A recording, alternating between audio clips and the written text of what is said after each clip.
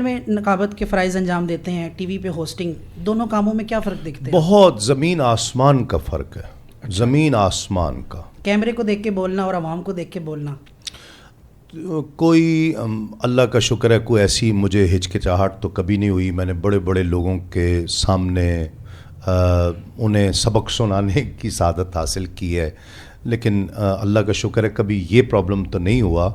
لیکن فرق بہت زیادہ ہے، آپ کی بے شمار ٹیکنیکل اتنی چیزیں ڈفرینٹ ہیں کہ آپ کو ٹیلی ویژن پر مختلف انداز اپنانا پڑتا ہے، محفل میں مختلف انداز اپنانا پڑتا ہے، تو وہ فرق ہے، بہت زیادہ فرق ہے۔ یعنی بہت کچھ لوگ جو ٹی وی کرتے ہیں ابھی بھی، اور کچھ لوگ جو صرف محفل کرتے ہیں، وہ اکثر مجھ سے یہ بات کرتے ہیں۔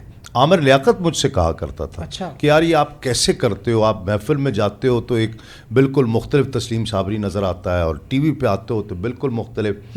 یعنی یہ بہت فرق ہے، چونکہ میں محفل سے آیا تھا اور پھر ٹی وی کیا، تو شاید میرے لیے آسانی ہوئی اس میں۔ اور اس کے بعد دوبارہ آپ پھر محافل میں آ گئے، آسان کیا لگتا ہے؟ محافل تو میں نے کبھی بھی نہیں چھوڑی تھی۔ اچھا، ڈیورنگ جب آپ ٹی وی کر رہا تھا اس وقت بھی محفل ہی نہیں چھوڑی تھی، محفل تو کر رہا تھا میں۔ تو کیا ڈفرینس دیکھتے ہیں، کون سا کام زیادہ مشکل ہے محافل میں؟ کام دونوں ہی مشکل ہیں، یعنی آسان تو نہیں ہے۔ ایک کمپیئر کے لیے جو ہمارے ہاں سمجھا جاتا ہے نا کہ 4 شعر یاد کر لیے اور کچھ 4 روایات یاد کر لیں، تو ایسا نہیں ہے۔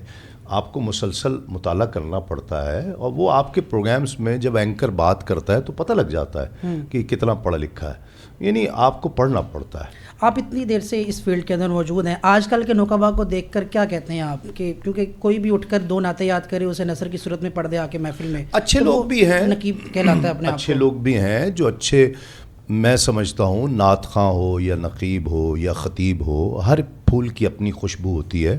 اچھے لوگ بھی کام کر رہے ہیں، لیکن مجموعی طور پر برا حال ہے نقابت کا، بہت برا حال ہے، بہت روبہ زوال ہے۔ یعنی صرف چیخنا چلانا، اور کوئی اس میں کوئی کنٹینٹ نہیں ہے، کوئی معیار نہیں ہے، کوئی سند نہیں ہے۔ یہ جو گفتگو ہو رہی ہے اس کے بارے میں اس کو خود بھی معلوم نہیں ہے، یہ معلوم کرنا چاہیے، مجھے معلوم کرنا پڑے گا۔ میں علماء کی صحبت اختیار کروں، ان سے پوچھوں، ان سے بات کروں۔ میں شعر پڑھ رہا ہوں تو میں یہ شعر پڑھوں نہ پڑھوں، پہلے مجھے اس پہ سوچنا چاہیے۔ نہیں، اگر میری سمجھ میں نہیں آ رہی، ظاہری بات ہے میں ایک عالم جتنا علم تو نہیں رکھتا، اور نہ ان جیسی نظر رکھتا ہوں، تو مجھے کسی عالم سے پوچھنا چاہیے، اس میں کیا حرج ہے؟ آج بھی پوچھ لیتا ہوں میں، آج بھی مجھ سے بڑے لوگ مجھ سے پوچھ لیتے ہیں، کئی علماء مجھے فون کرتے ہیں، مجھے اس قابل سمجھتے ہیں، لفظ پوچھ لیتے ہیں۔ وہ سمجھتے ہیں کہ تسلیم صابری کو اردو پر دسترس زیادہ ہے، تو کئی دفعہ پوچھ لیتے ہیں، کئی نعت خواں پوچھ لیتے ہیں۔ میں کئی علماء سے، کئی نعت خوانوں سے پوچھ لیتا ہوں، اس میں کیا حرج ہے؟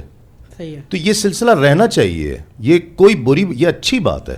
علم کی بندش کسی چھوٹے نہیں ہونی چاہیے، آپ نہیں ہونی چاہیے۔ ٹھیک ہے۔ اچھا